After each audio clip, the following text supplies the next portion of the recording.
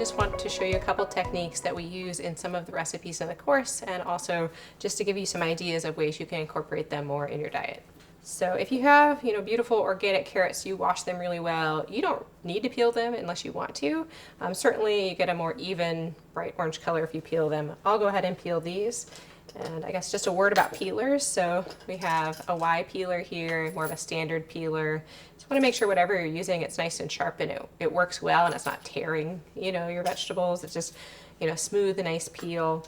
And then for fun for julienne, since I use a lot of carrots, I do have a peeler that actually has a ruffled edge here that will create little kind of irregular, but julienne or thickly shredded carrots.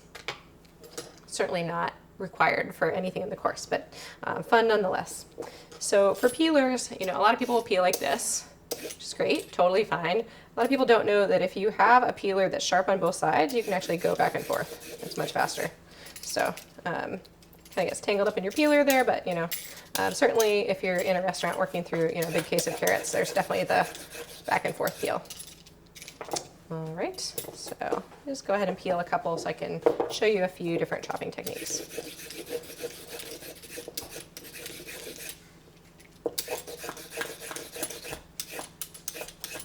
Okay.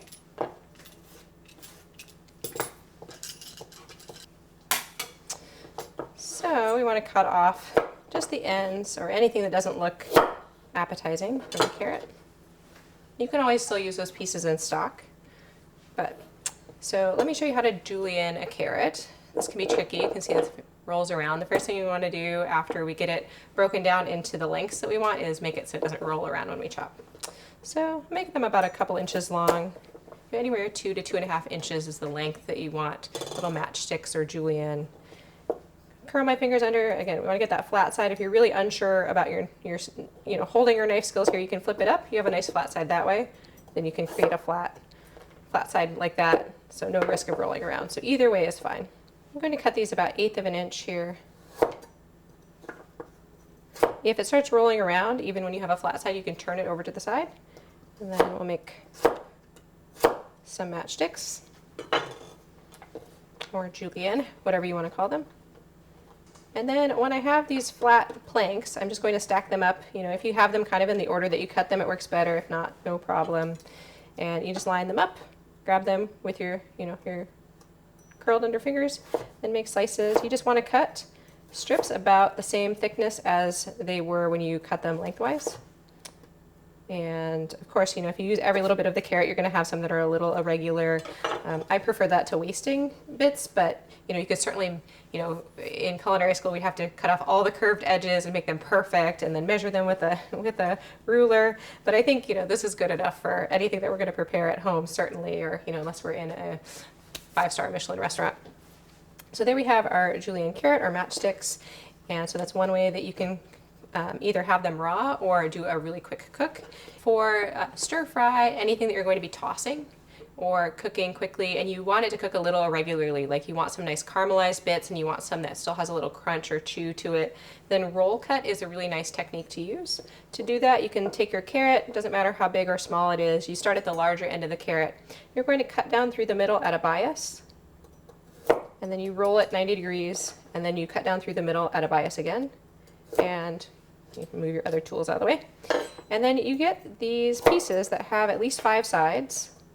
And what's nice is that there's no big flat area. And if you've ever tried to stir fry carrots where you just make nice long slices, then they'll just kind of suction to the bottom of the pan and they won't move. Everything else will move, but they'll just stick and burn and not cook evenly. So this allows them to be, tossed more easily when you're sauteing or stir frying. And if you have a really big carrot, instead of cutting straight down through the middle, you can just be offset a little bit toward the edge. It really just depends on how big of pieces you want. And if you're wondering how big of pieces you should have, it just depends on how long you plan to cook a dish. So you don't want them to be huge and thick if you're doing a stir fry, because most of the time that's a quick cook method. If you're going to roast them and you want them to be cooked a little more irregular like that, you could certainly have bigger pieces. This is not a technique that's usually used for roasting. It is usually more of a stir fry technique, but that doesn't mean you can't do it that way if that's what you want to do. So we have that, and then we can do some carrot rounds too.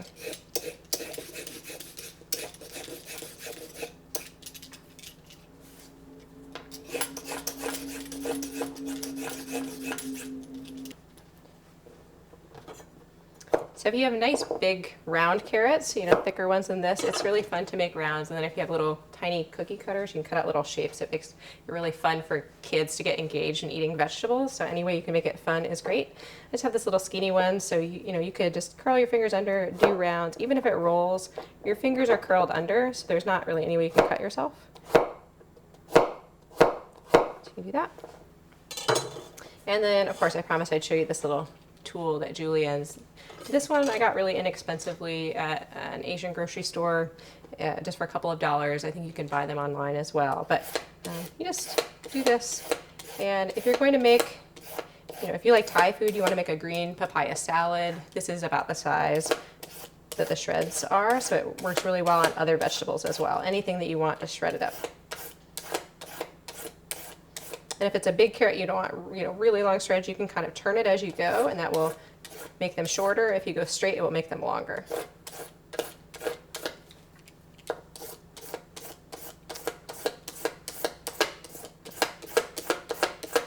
So I really like to do carrots like this for salads. It works well for beets too. You know, anything that's, you know, a starchy vegetable, you don't want huge, big, crunchy pieces of. You just want it to be kind of blend into the dish a little bit and not just be like, oh my gosh, there's carrot. Then this is a good way to chop it up.